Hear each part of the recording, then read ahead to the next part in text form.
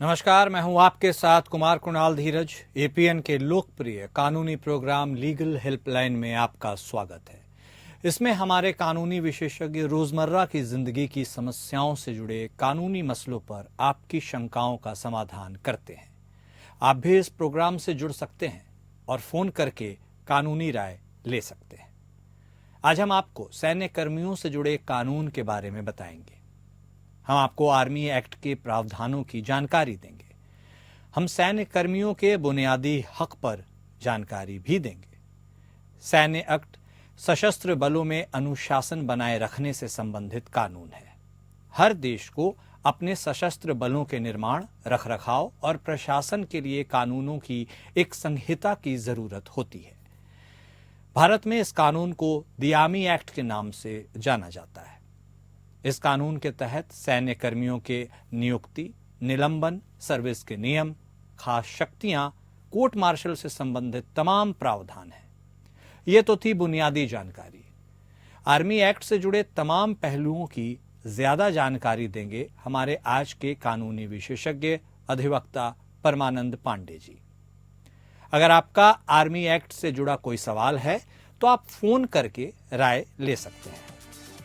हमारा phone number है 0120-612-7937 और 0120-612-7938।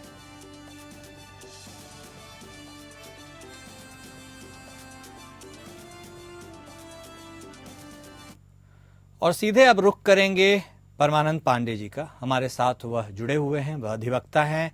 परमानंद पांडे जी, स्वागत है आपका लीगल हेल्पलाइन में। और सर, आर्मी एक्ट से यदि लोगों को कुछ जानना समझना हो तो एक सिलसिलेवार कई क्वेश्चंस यानी प्रश्न रहते हैं जो उनके मन में घर करते हैं। ऐसे में सबसे बुनियादी सवालों से सर शुरुआत करते हैं कि आखिर कौन लोग आर्मी एक्ट के तहत आते हैं। सबसे पहला सवाल सर। देखिए कुणाल जी, आपने अपने प्रस्तावना में कई चीजें बता दी हैं। वास्तव में किसी भी देश में आर्मी को अगर आप थोड़ा अधिक पावर देंगे कई चीजों में, लेकिन सबसे जरूरी चीज होती है वहां पर अनुशासन।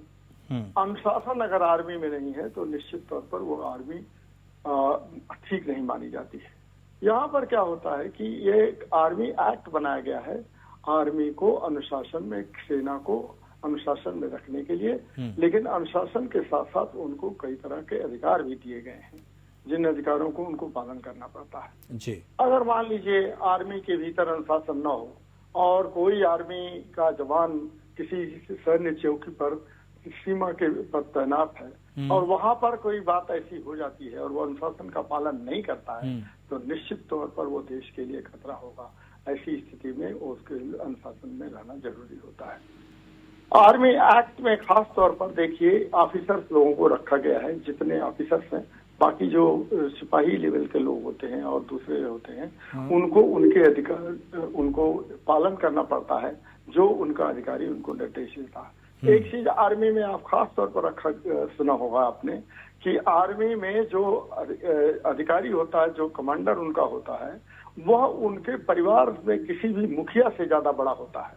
वो अगर कहता है कि तुमको यहाँ कूद जाना है तो चाहे वो खाई हो, चाहे वो पहाड़ हो, चाहे कुछ भी हो, उनको वहां पर कूद जाना ही पड़ता है। वो क्वेश्चन नहीं कर सकते, उसके बाद का सवाल नहीं उठा सकते हैं, न कोई सलाह उसमें दे सकते हैं।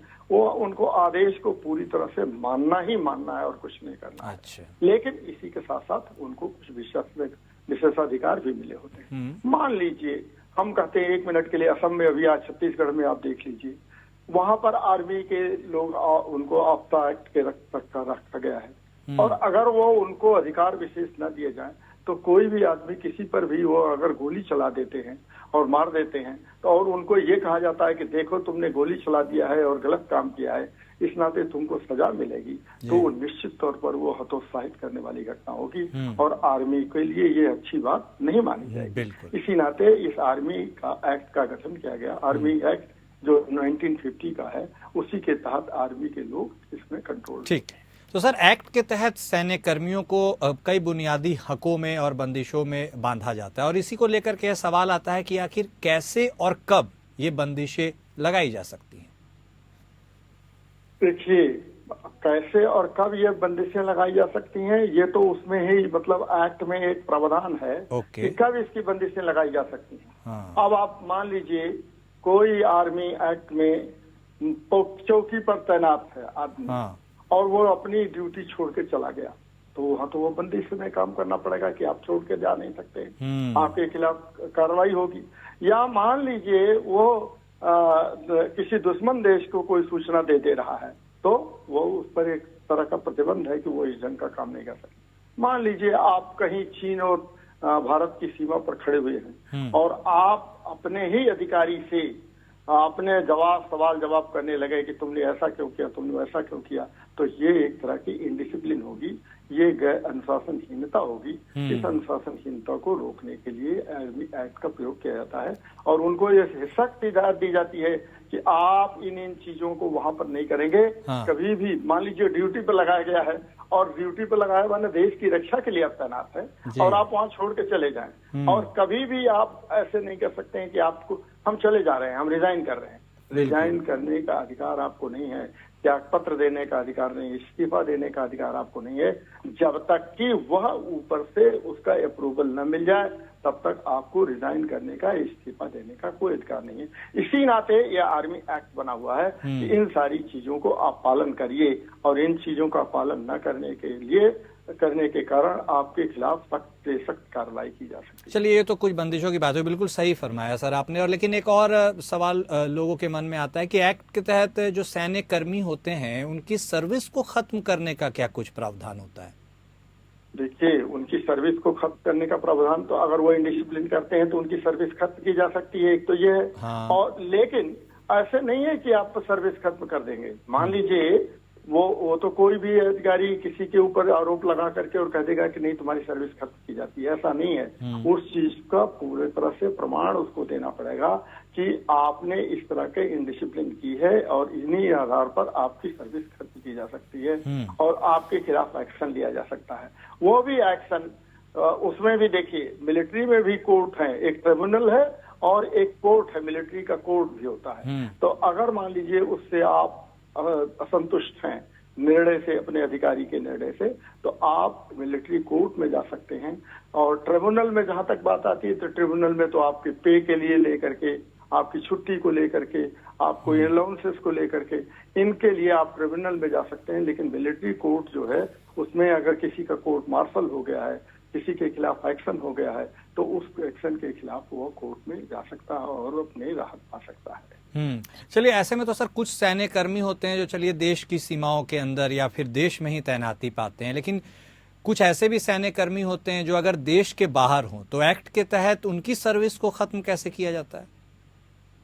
देखिए, उनके तहत तो यह है कि जब देश के बाहर वो काम करते हैं और उनके खिलाफ कोई आधार मिल जाता है, हाँ। तो उसकी सूचना उनको देनी पड़ती है। फिर गवर्नमेंट ऑफ इंडिया उस पर, सेंट्रल गवर्नमेंट का अधिकार होता है कि सेंट्रल गवर्नमेंट उनके खिलाफ एक्शन लेती है। लेकिन मिलिट्री में वो सूचना उनके अधिकारी के पास आती है, आर्मी चीफ के पास आती है और आर्मी चीफ उस चीज को देखते तय करते हैं। जैसे इस देश की मान लीजिए भारत की आर्मी यूएन में फोर्सेस में है और वो कहीं नाइजीरिया, सूडान, भूटान या सूडान में, यमन में या और किसी देश में तैनात है और वहां पर ऐसी स्थिति में आ गई कि वहां पर वो जो काम दिया गया है वो काम ना करके वो स्मगलिंग के काम में लिप्त हो गए, तो निश्चित तौर पर उनका अधिकारी उनको यहाँ सूचना देगा और सूचना के आधार पर उनके खिलाफ कार्रवाई की जाएगी और उस सूचना का उसको कार्रवाई करने का अधिकार जो आर्मी चीफ होता है उसको मिलता है। आर्मी चीफ के वास्ते अगर संतुष्ट है तो गवर्नमेंट ऑफ इंडिया को वो सूचना देगा कि देखिए हमारे खिलाफ कार्रवाई गलत ढंग से की गई है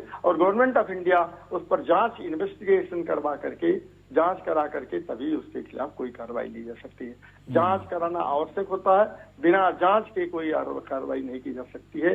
और अगर वो विदेश में है तो निश्चित तौर पर उसके ध्यान दिया जाना चाहिए कि क्यों और कैसे उसके खिलाफ कार्रवाई की गई। तो अगर मान लीजिए सर देश के बाहर कोई वो ग्रॉस मिसकंडक्ट में पाया जाता है और जरूरत होती है कि भाई उसे ऑफ ड्यूटी रखा जाए, तो ये संभव हो सकता है? क्योंकि यदि प्रक्रिया यहाँ से उस जानी है तब तक वो ड्यूटी करेगा या नहीं करेगा? देखिए, ग्रास मिसकंडक्ट अगर प्रथम दृष्टया अगर ये लग जाता है तो वो जिसके अंडर में काम कर रहे हैं वही उनको हटा सकता है, कह देगा कि नहीं आप ग्रास मिसकंडक्ट में पाए गए। देखिए, मैं आपको बताऊं कि हम लोग जब यूनिवर्सिटी में पढ़ते थे, हाँ जी सर। तो हम लोगों के एक टीचर थी, वो मिस पेंटल थी नाम, उनका नाम मुझे बताने में कोई हमको संकोच नहीं है। तो वो उनके भाई कर्नल थे, और उस समय उन्होंने कहा था कि हमने अपने भाई से कहा है कि देखो, तुम विदेश में चले जाते हो जब भारत की सेना या कहीं की सेना आती है, तो वो सबसे ज्यादा क्या काम करते हैं, वो महिलाओं के साथ दुष्कर्म में लिप्त हो जाते हैं। ऐसी स्थिति में वो ये एक तरह का बहाना बना देते हैं कि हम अपने काम में लगे हुए थे, इस नाते ऐसा उनके खिलाफ कोई कार्रवाई नहीं की जाए। उन्होंने कहा कि नहीं, तब से, आज से नहीं, ये 50 साल पुराना नियम हो चुका है कि अब जो है किसी भी तरह के दुष्कर्म में अगर वो कोई आर्मी का पाया जाता है, सैन्य कर्मी पाया जाता है, तो उसके खिलाफ उसको तुरंत ड्यूटी से हटाकर उस पर जांच की जाएगी और जांच के खिलाफ उस पर एक्शन लिया जाएगा। लेकिन जरूरी है कि उसकी जांच की जाए, और प्रथम दृष्टया अगर कुछ मिल जाता है तो उसको वहां सैन्य ड्यूटी से हटाने का अधिकार उस कमांडर को है, ठीक है, वो कर सकता है। ये तो बहुत स्पष्ट तौर पर आपने बताया। लेकिन सर, एक्ट के तहत अगर कोई सैन्य कर्मी है, मान लीजिए वो अधिकारी नहीं है, वो अपने वरिष्ठ अधिकारी पर गलत व्यवहार का आरोप लगाता है, तो किस तरह से कार्रवाई होती है? कुणाल जी, अगर देखिए, तो आए दिन ऐसा हो जाता है कि कई बार जो कर्मचारी, जो सैन्य कर्मी है, वो अपने वरिष्ठ अधिकारी पर कई बार आरोप लगाता है, और इस ढंग की घटनाएं आए दिन आप सुनने मिलते होंगे और अखबारों में भी पढ़ते होंगे। लेकिन एक्ट में ही प्रावधान है, उसी एक्ट में, आर्मी एक्ट में यह प्रावधान है कि अगर वो उसके खिलाफ आरोप लगाता है तो उसकी जांच की जाएगी, जांच के बाद ही उसके खिलाफ कोई एक्शन लिया जाएगा, और अगर जांच में वो ठीक पाया गया कि नहीं, उसके खिलाफ गलत ढंग से आरोप लगाया गया है, तो उसको दंडित किया जाएगा।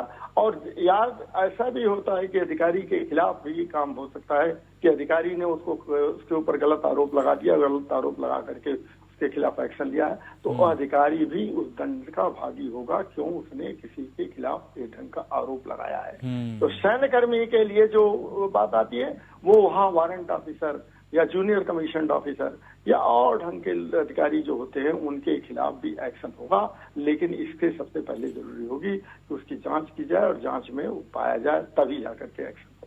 फरमान जी, एक्ट के तहत सैन्य कर्मियों को कर्ज के एवज में गिरफ्तारी से राहत के क्या कुछ प्रावधान हैं? आपने ये बहुत उम्दा सवाल उठाया, क्योंकि आमतौर पर यह देखने की बात आता है कि सैन्यकर्मी ने कोई कर्ज ले लिया है तो उसके खिलाफ वसूली की बात होती है, उसकी गिरफ्तारी हो ही नहीं सकती है। ये आर्मी एक्ट में दिया हुआ है कि उसकी गिरफ्तारी की ही नहीं जा सकती है, ना उसको कई प्रिविलेजेस हैं जो उसको विशेषाधिकार मिला हुआ है सिविल और क्रिमिनल लॉ में भी। तो किसी भी जो डेट लिया है, कर्ज लिया है, कर्ज के लिए उसकी गिरफ्तारी नहीं की जा सकती है। उसके लिए आपको पूरी तरह से वहाँ अधिकारियों को लिखना पड़ेगा, अधिकारी लोग कहेंगे, और अधिकारियों की बात यह है कि वो कोर्ट में अगर मामला जाता है तो कोर्ट में भी उसको कई तरह की छूट होती है कि वह कर्ज में कहा जाता है कि उसकी गिरफ्तारी नहीं हो सकती है। गिरफ्तारी से बचने के लिए उसको कर्ज देने की बात तो कोर्ट तय कर सकता है कि आप इस आधार पर अपने कर्ज की अदायगी कर रहे हैं, लेकिन उस व्यक्ति की गिरफ्तारी पुलिस के द्वारा कभी नहीं हो सकती है, क्योंकि वो कर्ज लिया है। ये साफ साफ आर्मी एक्ट में लिखा हुआ है। ठीक है सर, एक्ट के तहत सैन्य कर्मियों को कोर्ट मार्शल के दौरान सिविल या क्रिमिनल कार्रवाई से किस तरह की राहत मिलती है? कोर्ट मार्शल के दौरान क्रिमिनल और सिविल कार्रवाई से, अगर मान लीजिए, देखिए बहुत गंभीर अपराध हो गया, ये लॉ में एक चीज पढ़ाई जाती है ना, जैसे कुछ चीजें ऐसी हैं जिसके लिए आपको एग्जम्पशन नहीं है, छूट नहीं है। 1 मिनट के लिए पार्लियामेंट है, पार्लियामेंट में सारे मेंबर्स ऑफ पार्लियामेंट को एक इम्यूनिटी मिली होती है कि उनके खिलाफ कोई एक्शन नहीं ले, पार्लियामेंट में कुछ भी बोले, कुछ भी करे, उनके खिलाफ एक्शन नहीं। हाँ बिल्कुल सर। लेकिन ये एक सवाल उठता है, मान लीजिए ये हाइपोथेटिकल सवाल है, मैं हाइपोथेटिकल, और इस हाइपोथेटिकल सवाल का जवाब दीजिए। मान लीजिए कोई वहाँ एक मान लीजिए इंसेन टाइप का पागल टाइप का एमपी आ जाए और वो किसी दूसरे एमपी को मार डाले, वहाँ हत्या कर दे, तो क्या करेंगे आप? उसको ये कह देंगे कि इम्यूनिटी मिली हुई है। इम्यूनिटी की छूट, इम्यूनिटी उसको इस आधार पर नहीं मिली हुई है कि वो किसी दूसरे व्यक्ति को पार्लियामेंट में ही मार दे, ऐसा नहीं है। वो इम्यूनिटी मिली हुई है उसको बोलने में, वो किसी भी चीज को, किसी भी सवाल को उठाने के लिए रखी गई। यही हालत है सैन्य अधिकारी, सैन्य कर्मचारियों अधिकारियों के लिए, सैन्य कर्मियों के लिए। उनको इम्यूनिटी मिली हुई है कि वह ऐसा काम करते हैं। मान लीजिए छत्तीसगढ़ में अभी हुआ है और छत्तीसगढ़ में उनको मार दिया गया और वो वहां गोली चलाने लगे, तो आप उस चीज को ये नहीं कर सकते हैं कि देखिए आपको आप बिना नोटिस दिए हुए, बिना बताए हुए हमको गोली नहीं मार सकते। उनको अगर ये पता चल जाता है कि ये व्यक्ति संलिप्त है किसी न किसी कार्य में जिससे शांति भंग हो सकती है या देश को नुकसान हो सकता है, तो ऐसी स्थिति में उसके खिलाफ एक्शन लेने का अधिकार होता है सैन्यकर्मी को, और उसको इम्यूनिटी मिली होती है, वो छूट मिली होती है। उस छूट को आपको देना ही पड़ेगा। किसी भी देश में अगर आर्मी को इतनी छूट आप नहीं देंगे तो वह देश की आर्मी कायदे से काम नहीं कर पाएगी। इस नाते उसको छूट देनी ही पड़ती है। अच्छा, चलिए सर, ये तो ये छूट की बात, लेकिन अदालतों में सैन्य कर्मियों को कुछ प्राथमिकताएं भी मिलती हैं क्या? यदि मिलती हैं तो किस तरह की प्राथमिकताएं मिलती हैं? जी हाँ, अदालतों में प्राथमिकताएं मिलती हैं। मान लीजिए किसी सैन्य कर्मी के खिलाफ कोई मुकदमा चल रहा है, सिविल क्रिमिनल दोनों में मैं बात कर रहा हूँ। हाँ बिल्कुल। और मुकदमा चल रहा है और उसमें मुकदमा चल रहा है और जैसे हर पेशी पर उसको आने की बात कह दी जाए, तो हर पेशी पे कैसे आएगा? वो ड्यूटी कर रहा है, वो कहीं पहाड़ पर, कहीं जंगल में, कहीं देश के कोने में, तो हर तारीख पर वो तो आ नहीं सकता है। इस नाते अदालतों में इस बात पर ध्यान रखा जाता है। अगर वो सैन्यकर्मी कह देता है कि मैं इस समय ड्यूटी पर रहूंगा, तो उसको ये बताया जाता है कि कब तक मिल सकती है। उसकी सूचना जो है अधिकारियों को दी जाती है कि 4 महीने, 6 महीने, 8 महीने बाद कब आ सकता है, और नहीं तो उसको ये भी अधिकार होता है वो किसी भी व्यक्ति को बता दे कि मेरी उपस्थिति में ये व्यक्ति मेरे केस की देखभाल करेगा और ये मेरा वकील है जो इस चीज को देखेगा।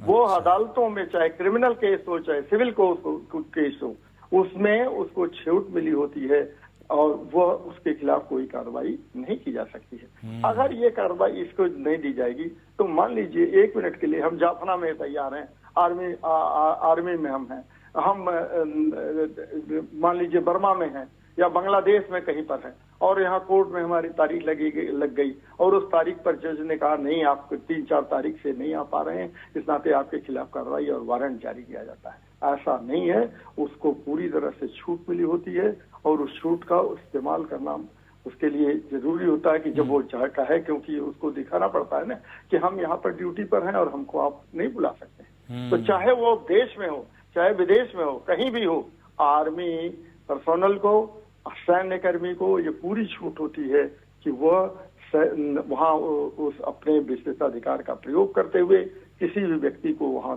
बता दे कि ये हमारी अनुपस्थिति में केस को देखेंगे और ये हमारा वकील होगा जो इसको देखेगा, और कोर्ट उस चीज को देने के लिए बाध्य है। ठीक है सर, तो अब एक्ट, अगला सवाल यह है सर कि एक्ट के तहत किन किन अपराधों को संगीन माना गया है और कैसी सजा के प्रावधान है? फिर देखिए, आपने कुणाल जी एक बात ये ठीक कही कि संगीन अपराध क्या माने गए। संगीन अपराध तो ये है कि मान लीजिए कोई ऐसा आदमी वहां पर ड्यूटी पर है और वो अपना पोस्ट छोड़ के भाग चला जाता है। या संगीन अपराध में ये भी है कि मैं आर्मी मैन हूँ और आर्मी मैन में मैंने दुश्मन देश के को कोई सूचना दे दी है और वहां पर बैठे हुए दुश्मन देश को मैंने बता दिया है कि देखिए ये चीजें हैं और वो, तो यह एक संगीन अपराध है कि मैं अपने देश की सूचना, अपने देश के भेद को दूसरे देश के दुश्मन देश को दे रहा हूँ।